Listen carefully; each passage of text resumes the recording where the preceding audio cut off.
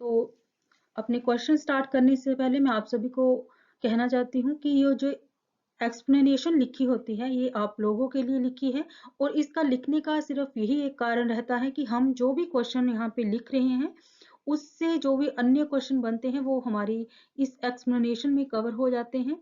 अगर मैं इस एक्सप्लेनेशन को इस वीडियो में साथ साथ में पढूं तो वीडियो काफी लंबी हो जाएगी। इसी वजह से मैं कुछ लाइनें इंपॉर्टेंट होगी तो वो जरूर इसमें पढ़ूंगी, लेकिन आप जब भी अपने एग्जाम की तैयारी के पर्पज से इस वीडियो को देखो तो आप इस एक्सप्लेनेशन को साथ में जरूर पढ़ें। तो इसी के साथ हम अपना पहला क्वेश्चन स्टार्ट करते हैं। किस राज्य ने नाबालिग लड़कियों से शादी करने वाले पुरुषों को कारावास निर्धारित करने वाले कड़े कानूनों के तहत मामला दर्ज करने की घोषणा की है? तो असम स्टेट ने ये निर्णय लिया है। नेक्स्ट क्वेश्चन है, किसे मध्य रेलवे के महाप्रबंधक के रूप में नियुक्त किया गया है? तो नरेश लालवानी जी को नियुक्त किया गया है सेंट्रल रेलवे में जनरल मैनेजर के रूप में। नेक्स्ट क्वेश्चन है, किस संस्थान ने नगरपालिका बॉन्ड से संबंधित जानकारी भंडार सहित एक सूचना डेटाबेस लॉन्च किया है? तो सेवी ने ये काम किया है, लेकिन सेवी की यहाँ पे फुल फॉर्म आप देख सकते हैं, the securities and exchange board of India. के बार तो ये जो फुल फॉर्म है ये भी पूछी जाती है। तो चलते हैं नेक्स्ट क्वेश्चन पर। नेक्स्ट क्वेश्चन है क्वेश्चन नंबर 4।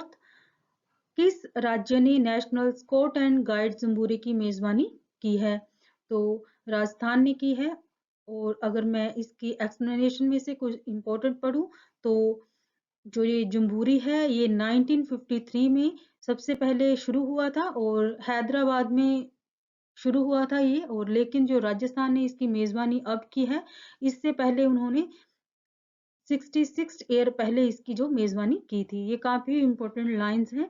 तो नेक्स्ट क्वेश्चन है क्वेश्चन नंबर 5। किस राज्य के या केंद्र शासित प्रदेश में वैली सस्पेंशन ब्रिज का उद्घाटन किया गया है? तो जम्मू और कश्मीर में किया गया है।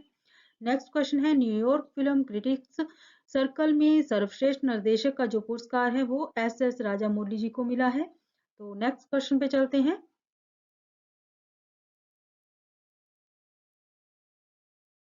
7th क्वेश्चन, पांचवी स्टील स्कॉर्पिन श्रेणी की पनडुब्बी का नाम क्या है जिसे हाल ही में भारतीय नौसेना में शामिल किया गया है? INS भागीर है उसका नाम जिसे भारतीय नौसेना में शामिल किया गया है। नेक्स्ट क्वेश्चन है, दुनिया की पहली इंट्रानेशनल कोविड-19 वैक्सीन का नाम क्या है? तो आप इसे देखिए, INNCOVACC इसका नाम है। तो नेक्स्ट क्वेश्चन है, किस भारतीय कवि को ब्राजील के अकेडमी ऑफ लेटर्स के संबंधित सदस्य के रूप में चुना गया है? तो अभय कुमार जी को चुना गया है। कहाँ? ब्राजील के अकेडमिक ऑफ लेटर्स के संबंधित सदस्य के रूप में उन्हें चुना गया है। तो नेक्स्ट क्वेश्चन पे चलते हैं।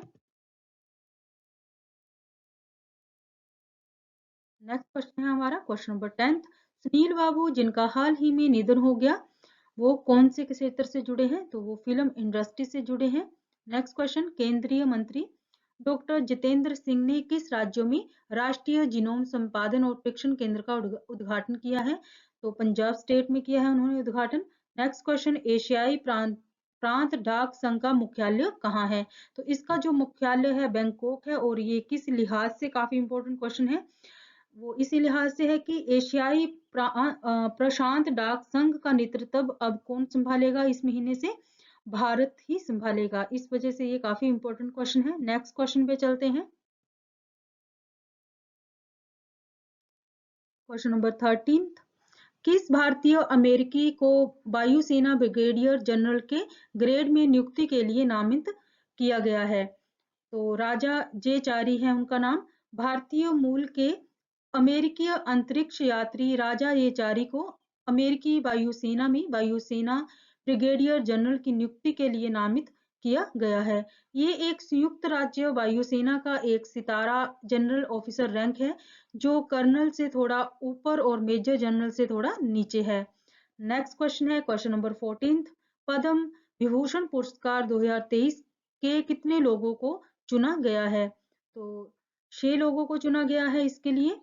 तो नेक्स्ट क्वेश्चन है, आईसीसी पुरुष क्रिकेटर ऑफ द ईयर 2022 के लिए किसे चुना गया है? तो बाबर आजम को चुना गया है इसके लिए। तो इसके बारे में थोड़ा सा देखते हैं। 2022 आईसीसी पुरस्कारों में बाबर ने सर गारफील्ड सोबर्स ट्रॉफी और वर्ष के पुरुष वनडे क्रिकेट दोनों जीते। दोनों श्रेणियों में कठिन क्षेत्रों को हराया। 2021 में one day cricketer of the year नामित होने के एक साल बाद तेज तर्रार हिटर ने अंतर्राष्ट्रीय क्रिकेट में अपना दबदबा जारी रखा। 2022 में सभी रूपों में 2000 रन बनाने वाले पहले खिलाड़ी बने। बाबर ने 54.12 की शानदार औसत से 2598 रन बनाकर आसानी से इस आंकड़े को पार कर लिया। तो नेक्स्ट क्वेश्चन पे चलते हैं। Question number 16। इसरो के आदित्य L1 प्रोजेक्ट के लिए विजुअल लाइन उत्सर्जन क्रोनोग्राफ पेलोड किसने बनाया है? तो इंडियन इंस्टीट्यूट ऑफ एस्ट्रोफिजिक्स ने ये बनाया है। तो इसका थोड़ा सा देखते हैं इसके बारे में। आदित्य L1 मिशन के लिए visual line emission coronagraph payload को 26 जनवरी 2023 को भारतीय खगोल भौतिकी संस्थान द्वारा इसरो को सौंप दिया गया था। बेंगलुरु के पास होसाकोटे में centre for research and education in science and technology परिसर में BELC पेलोड की कल्पना और निर्माण क्रेस्ट साइट पर किया गया था। URSC में पेलोड को उपग्रह के साथ एकीकृत किया जाएगा। नेक्स्ट क्वेश्चन है 17। राष्ट्रीय पर्यटन दिवस 2023 किस राज्य में मनाया जाता है? तो ये जो टूरिज्म डे है ये तेलंगाना में मनाया जाता है। हर साल 25 जनवरी को देश भर में राष्ट्रीय पर्यटन दिवस मनाया जाता है। पर्यटन मंत्रालय पर्यटन के महत्व और अर्थव्यवस्था पर इसके प्रभाव के बारे में जागरूकता फैलाने के लिए राष्ट्रीय पर्यटन दिवस मनाता है। इस वर्ष राष्ट्रीय पर्यटन दिवस तेलंगाना के पोचमपल्ली गांव में मनाया जा रहा है। तो इस बार जो है 2023 में है वो तेलंगाना में मनाया गया। नेक्स्ट क्वेश्चन है क्वेश्चन नंबर 18। खबरों में देखा गया है पर्स सीन किस गतिविधि से जुड़ा है? पर्स सीन जो है ये एक फिशिंग है। पर्स सीन मछली पकड़ना एक ऐसी विधि है जहां एक पोत से जुड़ा हुआ एक ऊर्ध्वाधर जाल पर्दे के निर्माण से खुले पानी में मछली के घने समूह पर लक्षित होता है, जिसके तल को मछली को घेरने के लिए एक साथ खींचा जाता है। तो आप याद रखिएगा पर्स सीन जो है ये किससे संबंधित है? तो ये फिशिंग से संबंधित है। तो चलते हैं नेक्स्ट क्वेश्चन पर।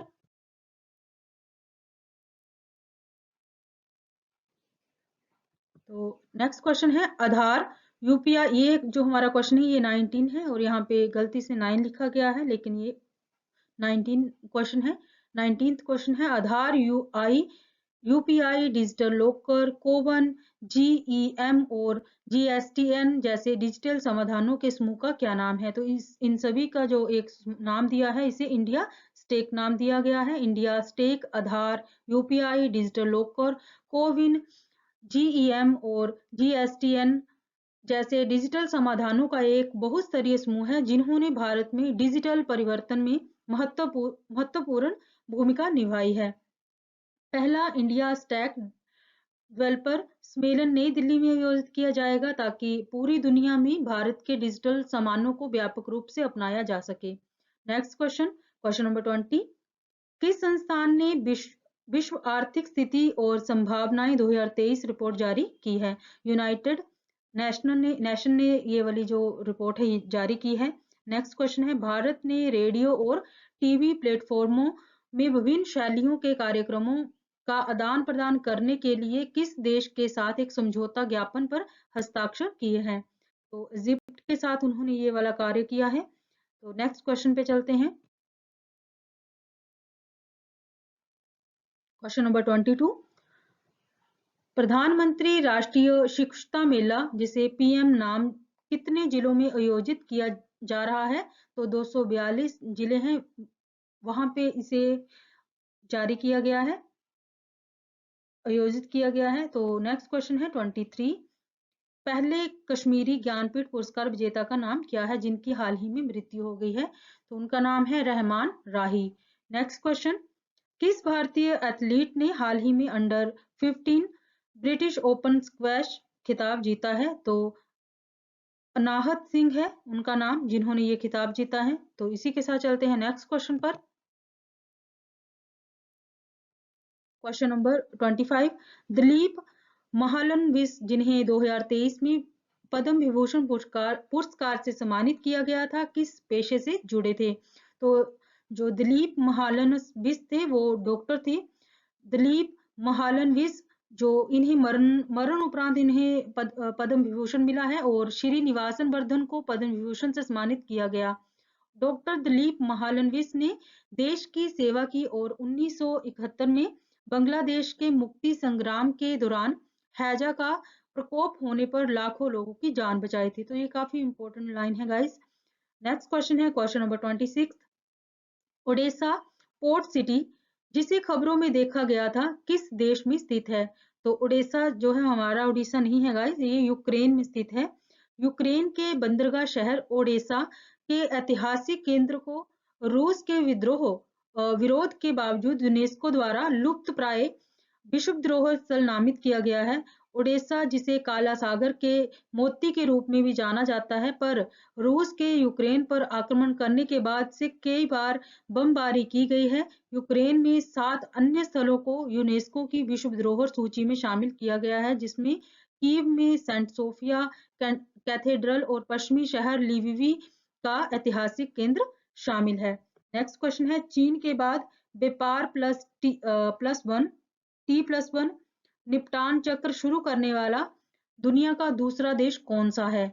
तो चीन के बाद जो है ये इंडिया है दूसरा देश, हमारा अपना देश।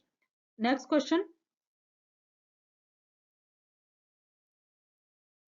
Question number 28, Gujarat port infrastructure company limited द्वारा गुजरात मैरीटाइम क्लस्टर के सीईओ के रूप में किसे नियुक्त किया गया है?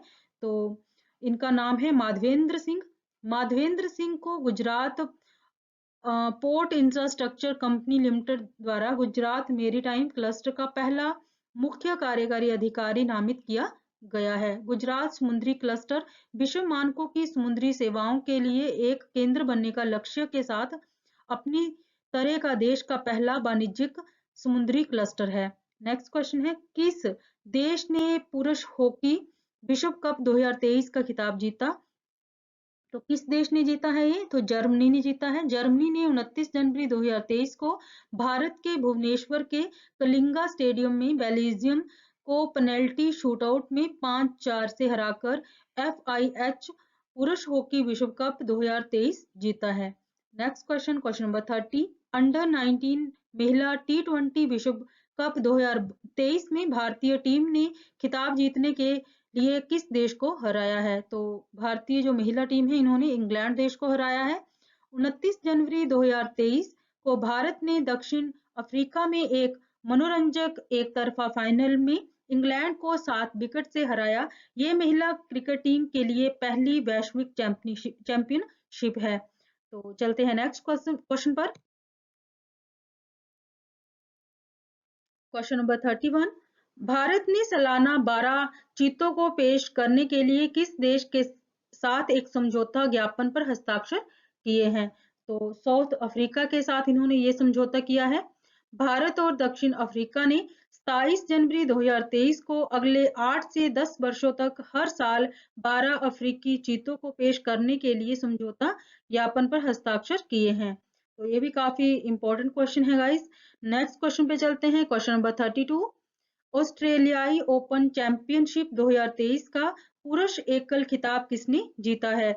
तो नोवाक जोकोविक ने ये वाला जो खिताब है ये जीता है। काफी क्वेश्चंस जो है वो एग्जाम में स्पोर्ट्स से रिलेटेड पूछे जाते हैं, तो 4-5 क्वेश्चन इसी वीडियो में आ गए हैं, तो आप जरूर पढ़िए इन क्वेश्चंस को। नेक्स्ट क्वेश्चन है 33, राष्ट्रपति भवन के मुगल गार्डन का नया नाम क्या है? तो अमृत उद्यान उसका नया नाम रखा गया है। तो इस लिहाज से ये काफी इंपॉर्टेंट क्वेश्चन है, क्योंकि मुगल गार्डन का नाम अब अमृत उद्यान रख दिया गया है। तो इसके बारे में थोड़ा सा देखते हैं। नई दिल्ली के राष्ट्रपति भवन में मुगल गार्डन को केंद्र सरकार द्वारा 28 जनवरी 2023 को अमृत उद्यान नाम दिया गया है। अमृत महोत्सव की अवधारणा को ध्यान में रखते हुए जो भारत की स्वतंत्रता की 75वीं वर्षगांठ को चिन्हित करता है, केंद्र सरकार ने मुगल गार्डन का नाम बदलकर अमृत उद्यान कर दिया है। तो कई बार तो ये भी पूछ सकते हैं वो कि कब किया, नाम मतलब कब रखा, तो आप बता सकते हैं कि 28 जनवरी 2023 को इसका नाम रखा और किसकी अवधारणा पे रखा, अमृत महोत्सव की अवधारणा को ध्यान में रखते हुए। तो चलते हैं नेक्स्ट क्वेश्चन पर। और नेक्स्ट क्वेश्चन है 34। सूर्य का निरीक्षण करने वाले पहले भारतीय अंतरिक्ष मिशन का नाम क्या है? आदित्य L1, जिसके बारे में हमने पीछे भी एक क्वेश्चन पढ़ा है। तो सूर्य का निरीक्षण करने वाला ये पहले भारतीय अंतरिक्ष मिशन का नाम है, ये आदित्य L1। भारतीय अंतरिक्ष अनुसंधान संगठन, जिसे इसरो भी कहते हैं, जून या जुलाई 2023 तक आदित्य L1 मिशन लॉन्च करने का लक्ष्य लेकर चल रहा है। आदित्य L1 सूर्य और सौर कोरोना का निरीक्षण करने वाला पहला भारतीय अंतरिक्ष मिशन है। भारतीय खगोल भौतिकी संस्थान बेंगलुरु के वैज्ञानिकों ने हाल ही में भारत अंतरिक्ष अनुसंधान संगठन को सबसे चुनौतीपूर्ण वैज्ञानिक पेलोड में से एक सौंपा है। तो नेक्स्ट क्वेश्चन है, किस राज्य ने अगले वित्तीय वर्ष में बेरोजगार युवाओं को मासिक भत्ता देने की घोषणा की है? तो छत्तीसगढ़ ने ये वाली घोषणा की है। छत्तीसगढ़ के मुख्यमंत्री भूपेश बघेल ने अगले वित्तीय वर्ष 2023-24 से बेरोजगार युवाओं को मासिक भत्ता देने की घोषणा की। भूपेश बघेल ने कुटीर उद्योग आधारित ग्रामीण अर्थव्यवस्था को बढ़ावा देने के लिए ग्रामीण उद्योग नीति बनाने की भी घोषणा की है। नेक्स्ट क्वेश्चन है, 2023 में कौन सा शहर राष्ट्रीय बाल विज्ञान कांग्रेस की मेजबानी कर रहा है? तो अहमदाबाद है इसका नाम। तो नेक्स्ट क्वेश्चन पे चलते हैं। तो नेक्स्ट क्वेश्चन है 37। कौन सा राज्य भारत की जाति आधारित सर्वेक्षण कर रहा है? तो जाति आधारित जो सर्वेक्षण है वो कौन सा राज्य कर रहा है? बिहार। तो थोड़ा सा देखते हैं, जाति आधारित सर्वेक्षण का पहला चरण बिहार में पूरा हो गया है। जाति आधारित सर्वेक्षण 2 चरणों में किया जा रहा है। पहले चरण में घरेलू मतगणना की कवायद थी, जो अब पूरी हो चुकी है। इसके अगले चरण के लिए फॉर्म को अंतिम रूप में दिया जा रहा है, जहां लोगों की जाति और सामाजिक आर्थिक स्थिति पर जानकारी एकत्रित की जाएगी। Next question 38। अमेरिका स्थित हिंडनबर्ग रिसर्च ने एक रिपोर्ट प्रकाशित की जिसमें स्टॉक हेरफेर के लिए किस व्यापार समूह पर आरोप लगाया है? तो अडानी ग्रुप है इसका नाम, और अडानी ग्रुप आजकल काफी चर्चा में है। हिंडनबर्ग रिसर्च द्वारा, तो कई बार पूछेंगे कि किसके द्वारा मतलब ये रिपोर्ट प्रकाशित की गई है। तो हिंडनबर्ग रिसर्च द्वारा हाल ही में प्रकाशित एक रिपोर्ट में अडानी समूह पर स्टॉक हेरफेर, टैक्स हेवन के अनुचित उपयोग और मनी लॉन्ड्रिंग का आरोप लगाया गया है। इसने समूह के बढ़ते कर्ज के बारे में भी चिंता जताई है। रिपोर्ट में Adani enterprises, Adani power, Adani total gas, Adani transmission, Adani port and says, Adani green energy और एनडीटीवी जैसे लिस्टेड कंपनियों के वैल्यूएशन से तेज गिरावट आई है। तो ये काफी इंपॉर्टेंट क्वेश्चन है गाइस। नेक्स्ट क्वेश्चन पे चलते हैं 39। किस देश ने 1960 की सिंधु जल संधि में संशोधन की मांग करते हुए पाकिस्तान को नोटिस जारी किया है? तो इंडिया ने किया है। भारत ने 1960 की सिंधु जल संधि के कार्यान्वयन पर इस्लामाबाद के अड़ियल मतलब उनका जो रवैया था वो अड़ियल था। उसके बाद इसमें संशोधन के लिए पाकिस्तान को नोटिस जो है वो जारी कर दिया है। तो नेक्स्ट क्वेश्चन पे चलते हैं। तो हमारा नेक्स्ट क्वेश्चन है क्वेश्चन नंबर 40। किस शहर ने संघाई सहयोग संगठन फिल्म महोत्सव 2023 की मेजबानी की है? तो मुंबई ने की है इसकी मेजबानी। थोड़ा सा देखते हैं इसके बारे में। शंघाई सहयोग संगठन फिल्म महोत्सव मुंबई में एक भव्य उद्घाटन समारोह के साथ शुरू हुआ। केंद्रीय सूचना और प्रसारण और युवा मामले और खेल मंत्री अनुराग सिंह ठाकुर और राज्य मंत्री मीनाक्षी लेखी ने SCO फिल्म फेस्टिवल का उद्घाटन किया। तो नेक्स्ट क्वेश्चन पे चलते हैं। क्वेश्चन नंबर 41, किस केंद्रीय मंत्रालय ने हाल ही में शिकायत अपीलीय समितियों के सदस्यों के रूप में कार्य करने के लिए अधिकारियों को अधिसूचित किया है? तो ministry of electronics and information technology, जो ये वाला जो मंत्रालय है, इन्होंने ये वाली अपील जो है ये जारी की है। नेक्स्ट क्वेश्चन है 42, सड़क परिवहन और राजमार्ग मंत्रालय ने कितने साल से अधिक पुराने सभी सरकारी वाहनों को रद्द करने की घोषणा की है? तो 15 साल जो पुराने जो जितने भी सरकारी वाहन होंगे उनको बंद कर दिया जाएगा।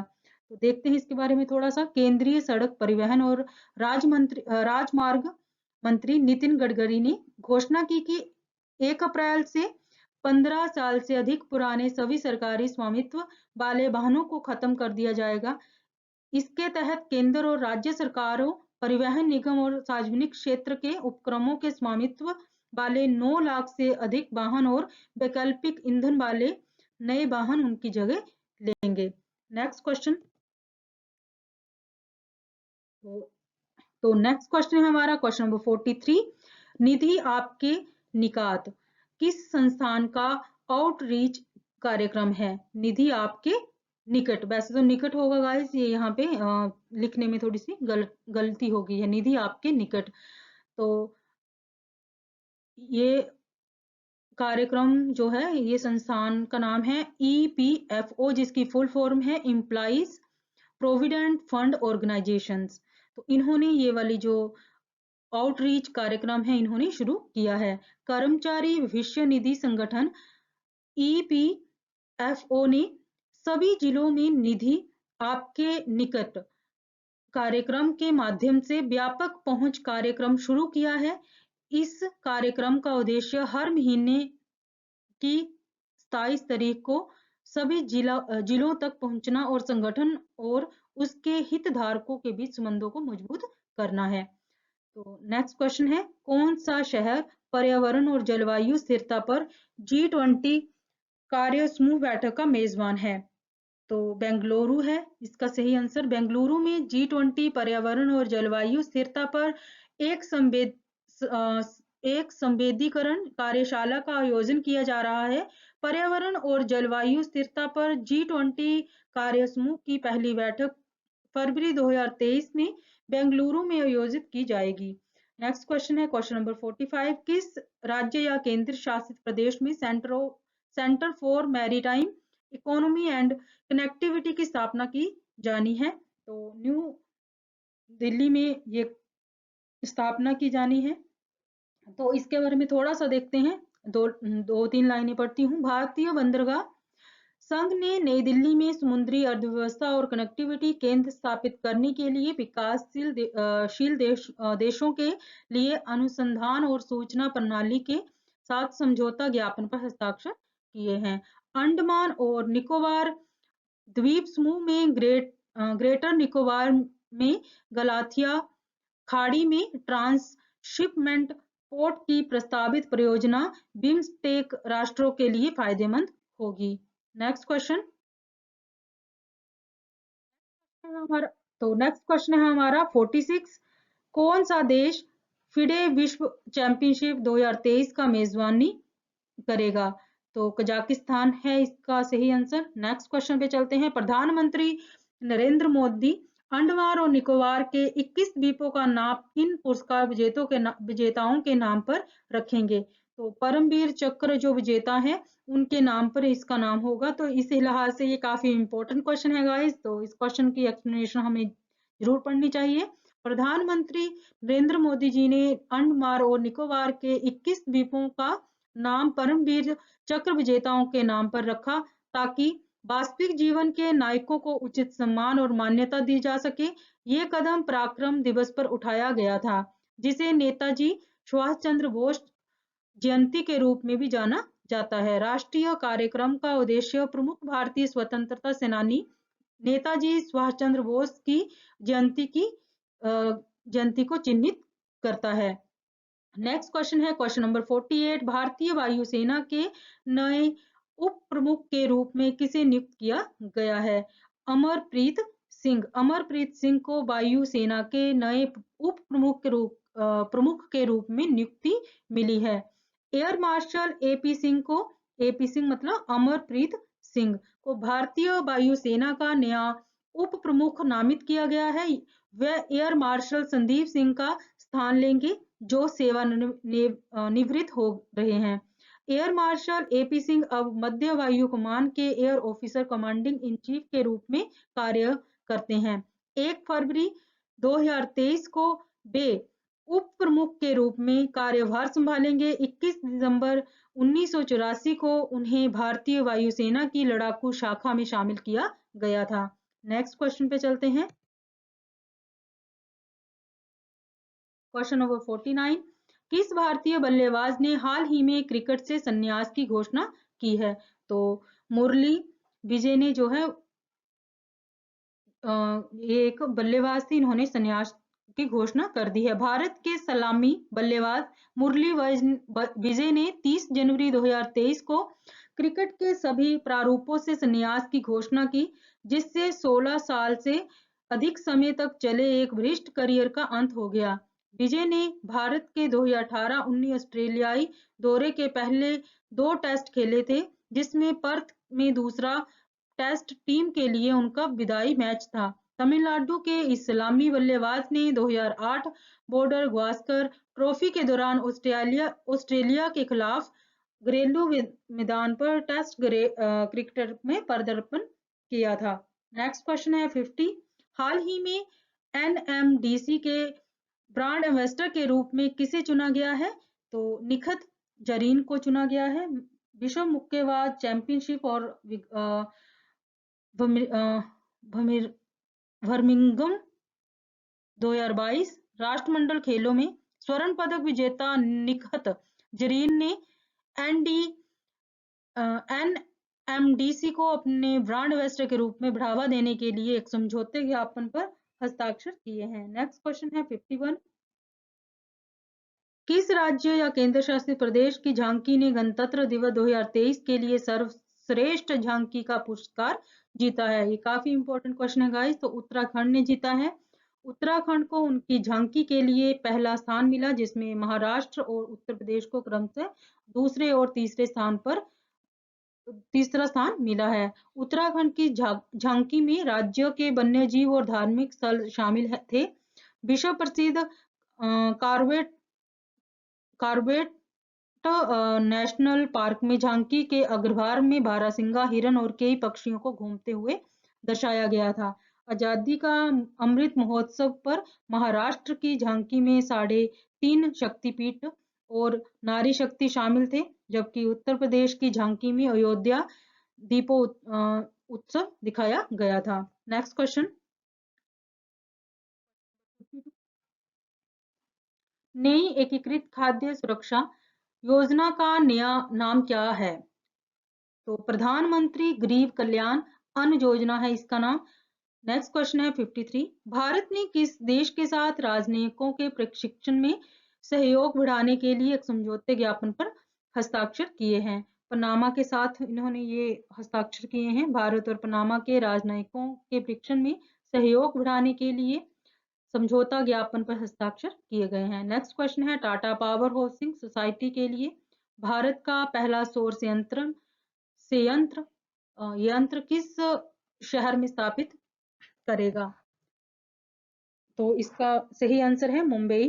टाटा पावर रिन्यूएबल एनर्जी में मुंबई के विवरिया कॉन्डोमिनियम के साथ एक सौदा हासिल किया गया है ताकि ये आवासीय खपत के लिए सौर ऊर्जा संयंत्र संचालित करने वाली देश की पहली हाउसिंग सोसाइटी बन सके। तो नेक्स्ट क्वेश्चन पे चलते हैं। क्वेश्चन नंबर 55 क्वेश्चन है हमारा नेक्स्ट। गायिका लिसा मैरी पर्सली जिनका हाल ही में निधन हो गया है, वो कौन से देश से संबंधित हैं? तो यूएसए से संबंधित हैं। गायिका लिसा मैरी पर्सली। अमेरिका गायिका लिसा मैरी प्रेस्ली का 54 ईयर की उम्र में उनका जो है वो लॉस एंजिल के एक अस्पताल में उनका निधन हो गया है। वह दिवंगत गायक एल्विस प्रेस्ली की इकलौती बेटी थी। नेक्स्ट क्वेश्चन है, प्रधानमंत्री नरेंद्र मोदी जी ने दुनिया के सबसे लंबे नदी क्रूज गंगा विलास को हरी झंडी दिखाई। क्रूज का समापन किस शहर में होगा? तो डिब्रूगढ़ में होगा। प्रधानमंत्री नरेंद्र मोदी ने वीडियो कॉन्फ्रेंसिंग के माध्यम से दुनिया की सबसे लंबी नदी क्रूज एमवी गंगा विलास को हरी झंडी दिखाई और वाराणसी में टेंट सिटी का उद्घाटन किया। उन्होंने कहा कि काशी से डिब्रूगढ़ के लिए सबसे लंबा रिवर क्रूज आज से शुरू हो रहा है, जो वैश्विक पर्यटन मानचित्र पर उत्तर भारत के पर्यटन स्थलों को सबसे आगे लाता है। नेक्स्ट क्वेश्चन है 57। आईटी कंपनी आईटी कंपनी जो है कॉग्निजेंट के नए सीईओ के रूप में किसे नियुक्त किया गया है? रवि कुमार को नियुक्त किया गया है। तो चलते हैं नेक्स्ट क्वेश्चन पे। क्रांतिकारी the other story of India ने अपनी स्वतंत्रता कैसे जीती? पुस्तक के लेखक कौन है? संजीव सन्याल। संजीव सन्याल की पुस्तक है ये, जिसका नाम है क्रांतिकारी the other story of India ने अपनी स्वतंत्रता कैसे जीती। केंद्रीय गृह मंत्री अमित शाह ने क्रांतिकारी the other story of India ने अपनी स्वतंत्रता कैसे जीती नामक एक पुस्तक का विमोचन किया।